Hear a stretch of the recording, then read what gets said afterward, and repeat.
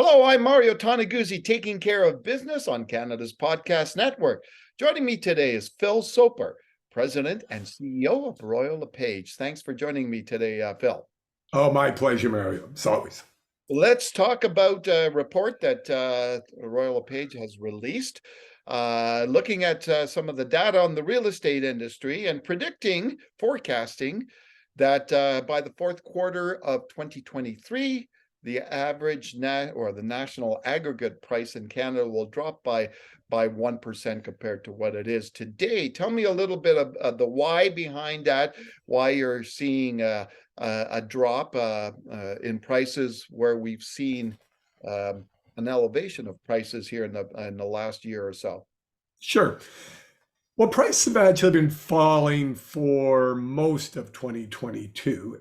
They peaked in the first quarter, called it the last gasp of the COVID catalyst that sent people out looking for more space. The cost of money was close to zero, and of course, savings spiked because people weren't spending money elsewhere. But that kind of excess had to come to an end. And it did, and it accelerated in the early part of the year. That the decline in sales activity, number of homes trading hands, and home prices, as the Bank of Canada and central banks around the world started cranking up interest rates in an effort to get inflation under control. Yeah. So where do you see the sales going in 2023? Yeah, it really depends on what part of the country. If you look at our most expensive markets and the markets that experience the most extreme record-setting volume of homes selling and price changes, and that would be Toronto, Vancouver, and Montreal, we're seeing volumes down considerably in those markets, and particularly in the second half of 2022. Now, looking ahead, the number of homes trading hands will start to build in the spring, both because it's a normal seasonal market, and it appears that we've reached the end of the monetary tightening cycle where interest rates were continually jacked up. The Bank of Canada, in their release last week, did say that they believed that a pause might be in order. They didn't commit to it, but it was strong enough language that the market took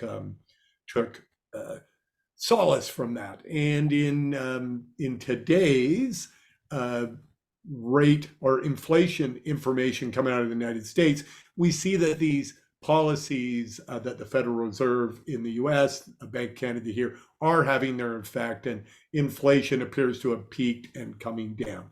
So we do think the reaction in the market will be a higher transaction volume. Now, that said, when we look at the first quarter of 2023, home prices are going to look very soft compared to the first quarter of 2022. So we at Royal LePage do year-over-year comparisons because we think that gives consumers the best view of what the value of their homes and if they're in market, the value of properties in general are. And we'll be comparing record-setting home prices in 2022 to a full year of a market correction. So second, third, fourth quarter, and into the first quarter of 2023. We believe at that stage, we'll be looking at home prices down in the 12% range year over year. Okay. Now, you talked about interest rates, and the impact that's had, and hopefully we're past that. But I wanted to ask you some of the other factors that impact home buyers. And more economic things. We've got inflation. We've got the cost of living high in almost everything that they're buying these days. And then, of course, there's the looming R word recession out there that people are worried about. How do you think all that plays into what we can expect in 2023? Well, one of the places I'd start, and I will relate this back to the housing market, is consumer confidence has been damaged the same way it was supercharged during the pandemic with government incentives and interest rates lowered to essentially zero. The opposite has been the true as we join this global fight against inflation to bring it under control. So in general, broadly, there's been a dampening effect on housing and the economy. Yeah. But if we look at housing specifically and we look at the decrease in the number of transactions, the majority of those people who aren't in market, call it the missing transactions, people who would be trading homes, buying homes, are those who still have the capacity, but they've chosen not to because they're worried that the home they might buy will be cheaper tomorrow than it is today. Mm-hmm. But there are a number of factors that are supporting their ability to pay should they choose to. Yes, borrowing has gotten higher, but on the other half, homes have gotten cheaper, mildly in places like Calgary and Edmonton, significantly in places like Toronto and Vancouver. Savings are still about 3 times normal. Call it pre-pandemic norms. Yeah. People haven't completely moved back to normal in terms of the amount of money they're saving. So the money is for down payments is sitting there. We have less competition in market. With fewer transactions, people aren't caught up in the multiple offer scenario they are. And probably the biggest one, people are working. The unemployment rate has remained at near record lows. Yeah. And for the first time in many years, we're actually seeing material increases in wages and salaries. People are seeing 5% raises when they're used to 1 or 2. All of this has led to a very low default rate. People's homes are not being foreclosed on. And unless you see foreclosures climbing, unless you see unemployment climbing, there's no need for people to sell their homes at a discount. So they've just stepped back and they're taking a wait and see. And we believe in the first part of 23, that wait and see will be okay, now the time to come into the market. It's a rare opportunity where home prices are falling. For the last 30 years, in general, home prices have risen faster than wages and salaries. Yeah. Now, Phil, we have talking about this in the past, the supply issue in Canada. Tell me where you see that right now. Are we still facing a shortage of supply out there? The good news is the intention is there. So now, what did our mothers or grandmothers say? Intentions are the root of all evil. So lots of good intentions from municipal, provincial, and the federal government to help combat our housing supply crisis. What we need to see now is more action, more coordinated action, people pulling in the same direction, leaders at the provincial and federal level. And we're not quite seeing that. Some strong moves in British Columbia and Ontario in particular to address the speed at which we create new housing. But it hasn't quite coordinated across the 3 levels of government right now to the extent necessary to actually materially move the needle. I believe, all that aside, the developers understand that there's a huge opportunity to put more housing into market. And I believe they will be stepping up as soon as they feel comfortable that we're not going to see people losing their jobs, foreclosures climbing.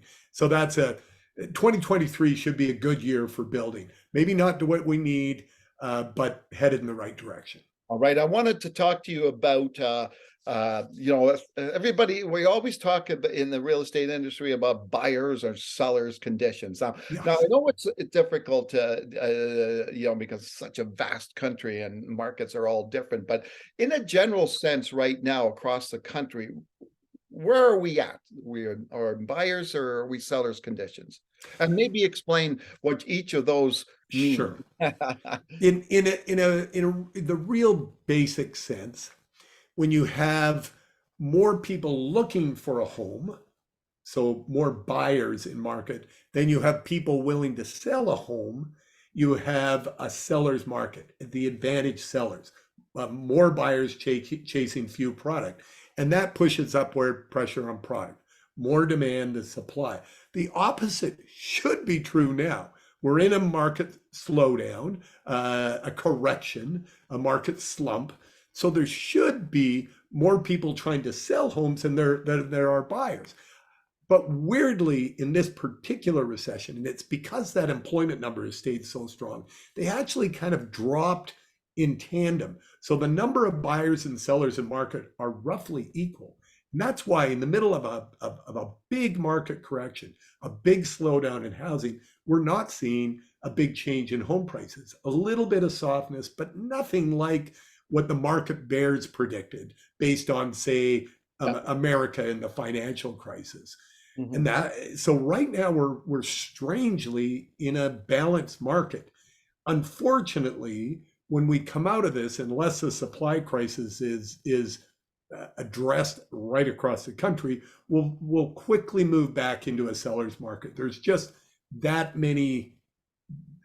The housing shortage in this country is just that big, and we're working on it, but it's going to take time. So I believe the pent-up demand that's occurred in 2022, plus those transactions that never got completed in 21 because people were outbid and bidding wars and things, are going to pile into 23 as the market starts to normalize, and we'll again be into a period where there'll be unreasonable upward pressure on home prices, particularly in our busiest cities.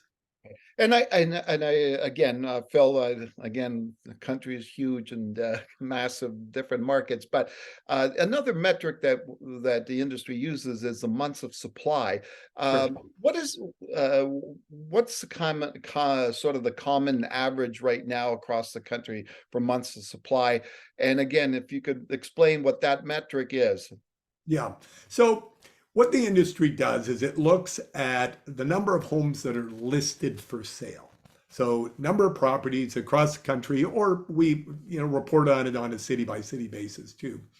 And we say if there was, based on current demand, the rate at which homes are trading, if there was not a single new home listed, if the market if the pipeline for new listings to get on the market was to shut down, how long would it take to sell all those homes? Yeah. Now, a home is a big asset, typically the biggest asset a family will ever own. And traditionally, if we go back over the decades, it takes, at least a few weeks, if not a few months, to sell homes. So traditionally, the old norm was that we'd like to have about 4 months of supply. So if the pipeline was cut off, all the buyers out there would clean the store shelves out in 4 months. That got down in our busiest cities, like say Ottawa, which really was showing an extreme shortage, to 2.5 weeks, which is unheard of to get the supply that low. It of course built during the correction here in 2023. My guess is that we'll settle in around the 2 months worth of supply in our big cities once the market starts rolling again, which is tight, but it's not crisis level. Which makes it a seller's market, right? Yeah, it with 2 months, under that 4 months, you're right. There'd be more upward pressure on prices because there'd be more buyers in market than sellers. Now, I will say, I don't see the kind of craziness that happened during the pandemic to unfold when the market starts to correct, simply because the mortgage rates are higher. Yeah. So it's going to act as a call it a buffer or a bit of a drag on the recovery. People are going to have to still deal with the federal mortgage stress test, which has been very helpful in 2022 at keeping those defaults down. People had to qualify for the larger mortgages they're paying now, or will be paying when the mortgage resets. So that it was a very good tool, but coming out in the recovery, it's going to act as a bit of a drag on the market, because people are not only going to have to pay higher mortgages, they're going to have to say they can qualify at a higher rate still. And so I see a more moderate recovery than the crazy steep recovery we saw in 2022 post-lockdown. All right, wonderful. Thanks very much, Phil, for joining us today. Hey, my pleasure, Mario. Have a giving great me- holiday season. And giving me a real estate 101. My pleasure. All right, that was Phil Soper, President and CEO of Royal LePage. I'm Mario Toneguzzi, taking care of business on Canada's Podcast Network. Thanks for joining us today.